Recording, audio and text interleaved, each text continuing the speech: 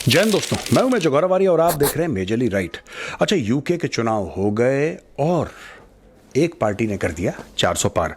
अब मैं आपको बताता हूं टोटल गेम क्या हुआ यूके में। दोस्तों, यूके की पार्लियामेंट में है सीट्स 650 में से कंजर्वेटिव पार्टी जिसके ऋषि सुनक लीडर हैं उनको मिली 117। जो लेबर पार्टी है उसको मिली 410 सीटें और अन्य पार्टियां हैं लिबरल डेमोक्रेट्स को 70, शिनफेन को 7 सीट्स, अदर्स को 26 और स्कॉटिश नेशनलिस्ट पार्टी को 8 वगैरह वगैरह और वगैरह। अच्छा, इसमें हुआ कि ये है कि दोस्तों इसकी वजह से कीयर स्टारमर जो कि लेबर पार्टी का बॉस है, ये बनेंगे अगले प्रधानमंत्री यूके के। ठीक है जी, ये अगले प्रधानमंत्री बनने वाले हैं यूके के। और ऋषि सुनक, जैसा मैंने आपको बताया, हार गए हैं। अब देखिए, बात यह है कि इनके आने से फर्क क्या पड़ा। लेबर पार्टी, अभी तक तो कंजर्वेटिव वाले चल रहे थे, लेबर के आने से फर्क। लेबर का एक इतिहास है भारत के साथ और यह इतिहास समझने की बहुत जरूरत है। वो लेबर पार्टी थी जो पहले कूद गई थी कश्मीर विवाद में और बोला था कि नहीं, हम लोग जाएंगे, सब लोग बस में बैठ के और हवाई जहाज में बैठ के और कश्मीर के अंदर धमक पड़े। ये सब बातें हुई हैं कि कश्मीर के अंदर धमक पड़ेंगे और बोलेंगे नहीं, यहाँ पे प्लेबिसिट होना चाहिए और ये होना चाहिए, वो होना चाहिए, और high commissioner Pakistan, high commissioner India, दोनों को बुलाओ और फिर बोलो कि नहीं, न्यूक्लियर वॉर नहीं हो सकता। और ये सब ड्रामेबाजी की बातें इन्होंने करी। पहले भारत ने लात मारी फिर, और पिछले चुनावों में जितने भी इंडियंस थे उन्होंने मिलकर लात मारी इन्होंने लात मार। अब ये समझ गए कि साहब ऐसा है कि अगर तुम कश्मीर के बारे में चूं चूं करोगे तो तुम्हें लात पड़ेगी। ये इनको 2+2=22 ये स्टोरी इनको समझ में आ गई।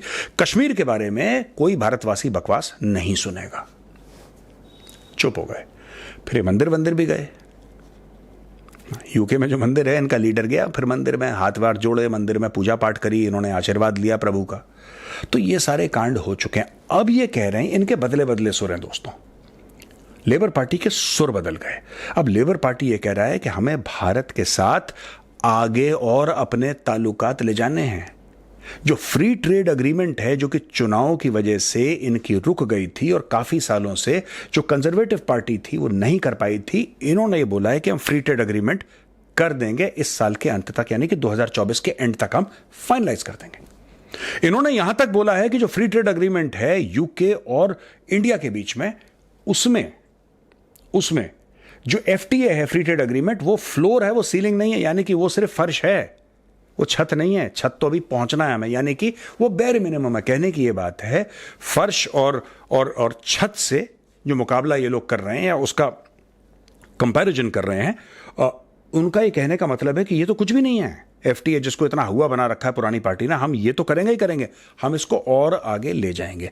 वो क्या मांग रहे हैं, भारत क्या मांग रहा है, और अभी भी 1-2 प्रॉब्लम्स जो हैं वो क्या हैं, उसके बारे में आज का मेजरली राइट है दोस्तों। पहली चीज तो यह है कि भारत ये डिमांड कर रहा है कि greater access for its skilled professionals in the UK market, कि यूके के मार्केट में भारत के स्किल्ड प्रोफेशनल्स को और जगह मिलनी चाहिए। मैं 2-3 बातें आपको इसमें भी बता दूं। देखिए, यूके वालों से बात करो, वो कहता है यार यहां पे नौकरी नहीं है।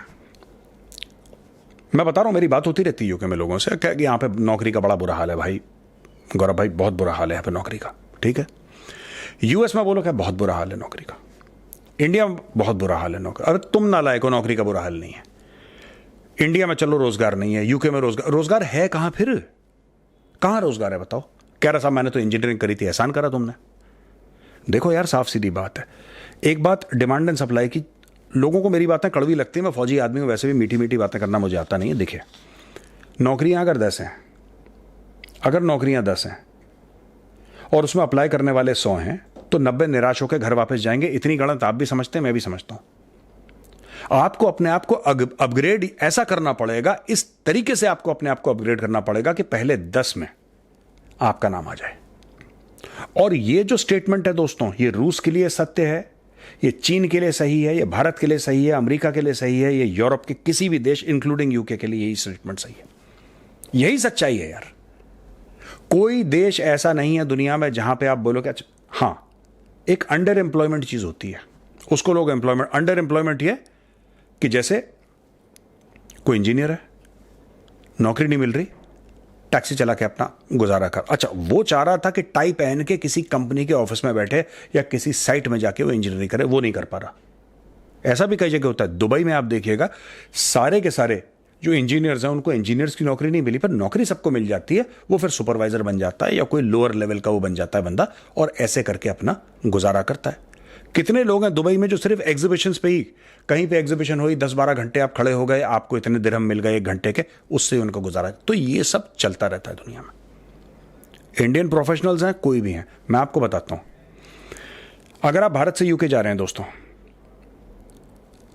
आप किसी कॉर्पोरेट में काम करना चाहते हैं, आपने आईआईटी से करा अपना, मैं आपको उदाहरण दे रहा हूं, एक टॉप लेवल का उदाहरण दे रहा हूं, मैं ये नहीं कह रहा कि सब ऐसे होंगे, लेकिन एक बात बता रहा हूं आपको।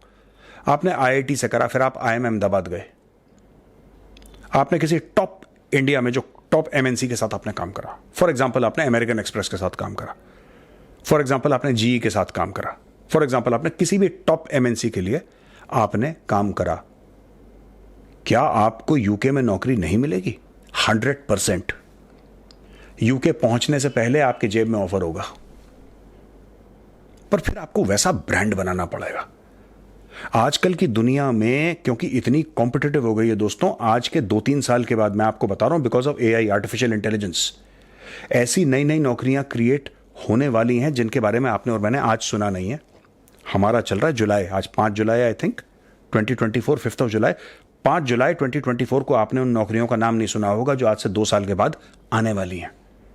तो जब तक आप अपग्रेड नहीं करेंगे, जॉब्स नहीं मिलेंगे, वो इंडियन हो, वो चाइनीज हो, कहीं की मर्जी का कोई बंदा हो, ये फैक्ट है। अच्छा, फिर ये कह रहे हैं कि साहब UK's push for lower import duties on scotch whisky. UK कह रहा है कि भारत में स्कॉच विस्की जो है और इलेक्ट्रिकल व्हीकल्स के लिए लोअर इंपोर्ट ड्यूटीज। देखिए, इलेक्ट्रिकल व्हीकल्स के लिए लोअर इंपोर्ट ड्यूटीज अब ये सरकार को सोचना पड़ेगा, या पॉलिसी का डिसीजन है, या तो मेक इन इंडिया के तहत वो लोग आए। जहां तक स्कॉच विस्की है, इसके लिए तो कई सारे भाई सरकार के खिलाफ चले जाएंगे, और इसके साथ ये यूके की सरकार के साथ खड़े हुए हैं। बिल्कुल स्कॉच विस्की सस्ती होनी चाहिए। बहुत सारे ऐसे भाई लोग हैं मेरे जान पहचान के जो कि कह रहे हैं नहीं साहब, इसमें तो हम यूके के साथ अग्री करते हैं, हम यूके की सरकार के साथ खड़े हैं इसमें। खैर, that is on a lighter side, मजाक कर रहा हूं मैं। एक और पॉइंट है दोस्तों कि ये जो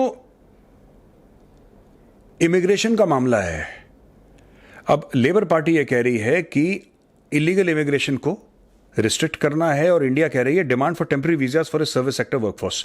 मुझे नहीं लगता इनमें कुछ कंफ्लिक्ट है। मीडिया कह रही है कंफ्लिक्ट है, मुझे नहीं लगता कंफ्लिक्ट है। मैं भी लीगल इमिग्रेशन का बहुत बड़ा सपोर्टर हूं, इलीगल नहीं।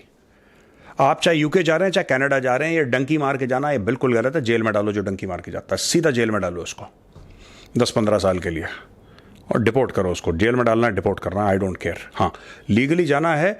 जो इंडिया मांग रही है कि अपने सर्विस सेक्टर में स्किल्ड वर्कफोर्स 100% अगर यूके अलाउ करता है, व्हाई नॉट। देखिए, जब भी मैं बात करूं, मुझे कई लोग ये बोलते हैं कि मेजर साहब आप इमिग्रेशन के अगेंस्ट क्यों हैं इतना। मैं इमिग्रेशन के अगेंस्ट नहीं हूं, मैं इलीगल इमिग्रेशन के अगेंस्ट हूं। आपको अच्छा लगता है जब यहां पे लाखों की तादाद में रोहिंग्या आके बैठ जाते हैं? मजा आता है आपको? अच्छा लगता है आपको जब यहां पे बांग्लादेशी करोड़ों की तादाद में, नोएडा में देख लो, नोएडा में देख लो, करोड़ों की तादाद में, पूरे भारतवर्ष की बात कर रहा हूं जब मैं करोड़ों की बात कर रहा हूं, लेकिन नोएडा में देख लो, आपको मिल जाएगा। ज्यादातर जो घर पे काम करने वाले आते हैं, कई बिल्डिंग्स में, कई सोसाइटीज में, सारे के सारे बांग्लादेशी हैं। सबसे पूछो कहां के रहने वाले हो? मालदा। मालदा की इतनी पॉपुलेशन नहीं है जितनी पूरी, पता नहीं यहां पे 4-5 डिस्ट्रिक्ट की मिला के इतनी जितनी मालदा, सब मालदा। नाम बदल लिए, आधार कार्ड में अपनी जो भी चेंज करना है, शनाख्त, अपनी आइडेंटिटी चेंज कर ली। आपको अच्छा लगता है? रोहिंग्या आपको अच्छे नहीं लगते, बांग्लादेशी आपको इंडिया में अच्छे नहीं लगते जो इलीगली आते हैं, लेकिन यूके में उन इंडियंस को सपोर्ट करो जो इलीगली। मैं कभी सपोर्ट नहीं करूंगा भाई, मैं कभी सपोर्ट नहीं करूंगा। Illegal immigration is a crime. I don't like this people coming into India. Similarly I don't like Indians going to Canada. अच्छा, जहां तक बात यह है कि इंडिया और यूके ने 13 राउंड एफटीए के, फ्री ट्रेड एग्रीमेंट के 13 राउंड कंप्लीट उनके हो गए थे, और इनहैंस करना है 38.1 अरब पाउंड की, 38.1 अरब पाउंड की एनुअल ट्रेड है भारत और यूके की, जिसको कहीं और आगे ले जाना। ये लोग चाहते हैं कि 100 अरब पाउंड की हो जाए over a period of a few years और सो, डेकेड और सो, 100 अरब पाउंड की हो जाए, जो हो भी जाएगी। इंडिया बहुत कुछ यूके को बेच सकता है, यूके से बहुत कुछ ले सकता है।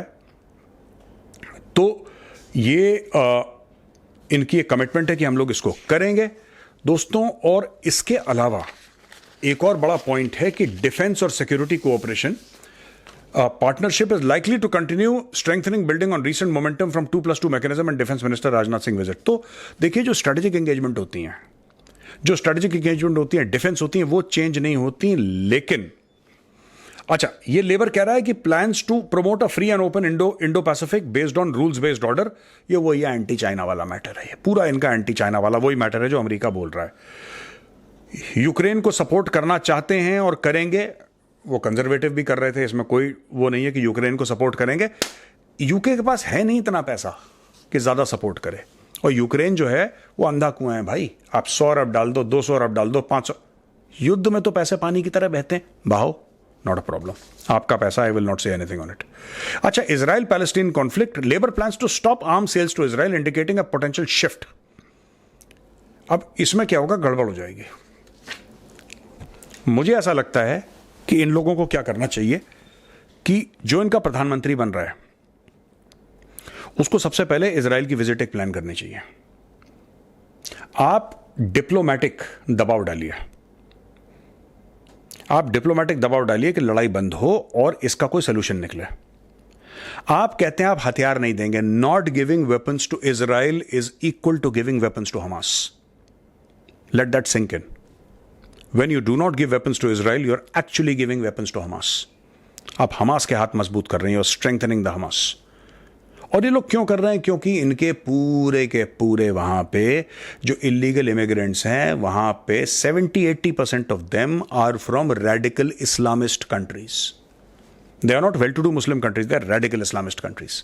पूरे भरे पड़े हैं भाई। एक बात बताइए, सऊदी अरब का शेख क्यों आएगा? वो तो छुट्टियों में आएगा लंदन में, वो तो शॉपिंग करेगा, मजे करके वापस चला जाएगा, एंजॉय करेगा फैमिली के साथ, मॉल जॉल घूमेगा, जो भी उसको घोड़े वोड़े दौड़ाएगा, फिर चला जाएगा। वो यूएई का आदमी जो वेल टू डू है वो क्यों आएगा? यहाँ पे कौन आते हैं? जो मुस्लिम कंट्रीज से आते हैं, वो आते हैं यमन से, वो आते हैं सीरिया से, वो आते हैं पाकिस्तान से, भर भर के पाकिस्तान से आते हैं इलीगल इमिग्रेशन वाले। ये सारे के सारे धीरे धीरे ये लोग रेगुलराइज हो गए over a period of time. Over a period of time these people have become citizens of the UK, और इनके दिल में बड़ा फिलिस्तीन के लिए खुजली है। ये जो लेबर कहता है ना, ये सारे के सारे वो जो एक इस्लामिस्ट माहौल बन चुका है यूके में बड़ा स्ट्रांग, खास तौर से पाकिस्तानी वहां पे आ गए हैं। तो वो कश्मीर का तो देखो हमने टाइट कर दिया लेबर को। तुमने मुंह से कश्मीर निकाला और तुम चुनाव हारे। आप ये मत सोचना, आप कभी ये मत सोचना कि वहां पे इंडियंस कम है और बाकी नेशनैलिटीज के लोग मिला के ज्यादा हैं। पैसा हमारे पास ज्यादा है। जितने भी यमन से आ रहे हैं, जितने भी आपके पाकिस्तान से आ रहे हैं, जितने भी आपके इलीगल इमिग्रेंट जो आपके लेबनान से आ रहे हैं, पैलेस्टीन से आ रहे हैं, भाई साहब एक चीज का ध्यान रखना, या तो ये ऊबर चरा रहे हैं वहां पे, ठीक है, या ये वेलफेयर पे रह रहे हैं, पेटी क्रिमिनल्स हैं, आधे से ज्यादा जेल में है, इनका यही काम है। They are losers all of them and they, इनके बस का नहीं। मैं सारों की बात नहीं कर रहा, 4-5 देशों से जो आ रहे हैं, people from these certain countries, they are big time losers. They were unhappy in their own country, they are unhappy in the UK also. So if the UK government, अगर UK की आने वाली सरकार ये सोच रही है कि ये खुश हो जाएंगे, भाई साहब ये कभी खुश नहीं होने वाले। अगर लेबर की सरकार को ये गलतफहमी है कि हम पैलेस्टीन के हक में बोल देंगे, हम इजराइल को हथियार नहीं देंगे, तो ये लोग खुश हो जाएंगे? नहीं, ये लोग मॉलिफाई हो जाएंगे 1-8 महीने के लिए। इनका एम है दोस्तों यूके में शरिया नाफिज करना। और इनका वो जो अंजुम चौधरी है, इनका बड़ा फेमस प्रीचर हुआ करता था अंजुम चौधरी, वो तो खुले मुंह पे बोल चुका है। वो जब क्वीन जिंदा थी कहता था कि क्वीन को कन्वर्ट करूंगा, मुसलमान बनाऊंगा और बकिंगम पैलेस को मैं मस्जिद बनाऊंगा। वो तो कह चुका है पहले। तो भाई इसमें कोई अपसेट होने वाली बात है, इसमें कोई सोचने वाली बात नहीं है। जो अगर लेबर पार्टी को लगता है कि ये इजराइल के खिलाफ कुछ करेंगे और ऐसा करेंगे और पैलेस्टीनियंस के हक में बोलेंगे, तो ये जितनी भी यहाँ पे लोग आए हैं अलग अलग नेशनैलिटीज के जो रेडिकल इस्लामिस्ट का, ये लोग खुश हो जाएंगे? Not at all. ये खुश तब होंगे, ठीक है, जब यूके ज्वाइन कर लेगा as a permanent member of the OIC। ये तब खुश होंगे, मैं आपको आज लिख के दे रहा हूं। ये तब खुश होंगे जब किंग चार्ल्स जो है, यूके का जो राजा है किंग चार्ल्स, ये बोलेगा कि मेरा नाम है किंग अहमद बिन सुलेमान, ठीक है। और जिस दिन वो बोलेगा कि इंग्लैंड जो है वो कलमा पढ़ के बना था, भाई साहब ये होने वाला है।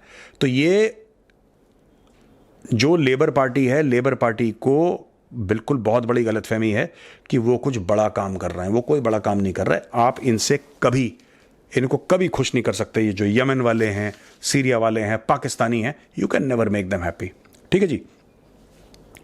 अच्छा, यूके इंडिया के रिलेशंस को स्ट्रेंथन करना है और जो पुराना इनका कश्मीर का बयान था उससे अपने आप को डिस्टेंस करना है। जो लेबर पार्टी है उसका सबसे बड़ा जो पॉइंट ये है कि भाई इंडिया से अगर हमें रिश्ते अच्छे करने हैं, अगर हमें मोटे पैसे कमाने हैं, तो भाई फिर ये कश्मीर का गाना बंद करना पड़ेगा। देखो, पाकिस्तान की बलि देनी पड़ेगी आप लोगों को, क्योंकि ये नहीं हो सकता कि पाकिस्तान को भी खुश, इंडिया को भी खुश। हमारा एम सिंपल है, सिर्फ इंडिया ही खुश ना हो, पाकिस्तान को दुखी होना भी बहुत जरूरी है, तब जाके मजा आएगा। मजा नहीं, मजा, ठीक है। ये चीज हो गई। और इसके अलावा new strategic partnership with India, trade agreement जिसमें शामिल है, और repair strain ties with the Indian diaspora and the UK.